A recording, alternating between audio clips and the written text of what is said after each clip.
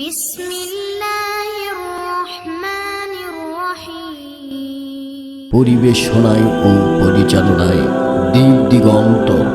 MP মন্ত্রী বড় বড় কথা বলতো। এই যে কামরুজ্জামান এক এমপি ছিল না, কি না নাম, কি এই যে সান্দে মাতা কয়েকদিন আগে কোর্টে, নাম কি, কামরুল ইসলাম না, কথা কয় না, আইনমন্ত্রী ছিল কামরুল ইসলাম।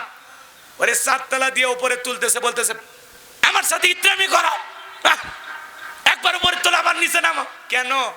কোরআনের বাকি আল্লামা সাইদি হুজুরকে এই ট্রাইব্যুনালে উপরে তোলো আর নামো মনে ছিল না? আলেমদেরকে উপরে তুলেছো আর নামেছো মনে ছিল না? আজকে তোমার সিঁড়ি দিয়ে উপরে যাইতে আপত্তি কেন দিলে ভাই? কামরুল ইসলাম আইনমন্ত্রী ছিল, সাবেক আইনমন্ত্রী। আহারে কি বলে, ইত্রামি করো আমার সাথে। এই দিন না, মাঝে মাঝে গরম হয় না, ভাইরাল হয়। ও যে জেলখানা আছে, মানুষ যেন ভুলে না যায়। এই জন্যে এই আদালতে ওঠা নামার সময় একটু বিশৃঙ্খলা করে সাংবাদিকেরা এটা আবার ভিডিও করে। একদিন আবার বলতেছে এই দিন নয়, আরো দিন আছে, ভুলে যাবেন না। কোন দিন আসবি আবার? তোমাদের ভাগ্যে আবারও ফাল্গুন মাস আসবে, তোমরা কল্পনা করো। হ্যাঁ, তোমার আগে মাঘ মাস শেষ হোক, ফাল্গুন তো বহুত পরের কথা। কথা কন ঠিক না? যে অন্যায় অপরাধ করছো, বিচার যদি সঠিকভাবে করা হয়, কিয়ামত পর্যন্ত তোদের শাস্তি দিলেও তোদের সাজা শেষ হবে না। কথা বলেন ঠিক না? আমার সাথে ইত্রামি করো, চারতলায় উঠাও নামাও, কেন?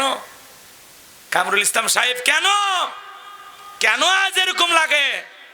আলেমদের হাতে পায়ে ডান্ডা বেরি পড়াইছিল, এমন ভাবে তোলো মনে হয় পৃথিবীর সবচেয়ে বড় সন্ত্রাসী।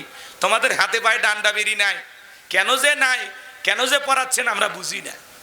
আপনাদেরকে একটু সম্মান দেখাইতেছি, কিন্তু এইটুকু সম্মানও আপনাদের প্রাপ্য না। সম্মান পাওয়ার উপযুক্ত আপনারা ছিলেন না। কথা কন? আদালতে যা ভাব নিতেছেন না,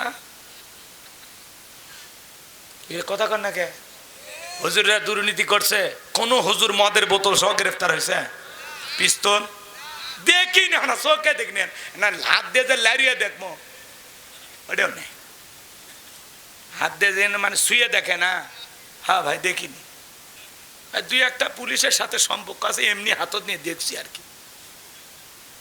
রাগ করতেছেন আপনারা?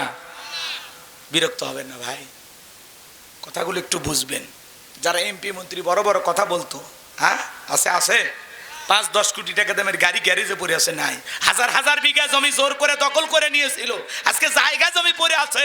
এমপি মন্ত্রীর বাড়িগুলো পেশাব পায়খানা টয়লেট বানায়া মানুষ ব্যবহার করতেছে, তাদের কেন্দ্রীয় কার্যালয়ে যায় মানুষ দাঁড়িয়ে থাকে।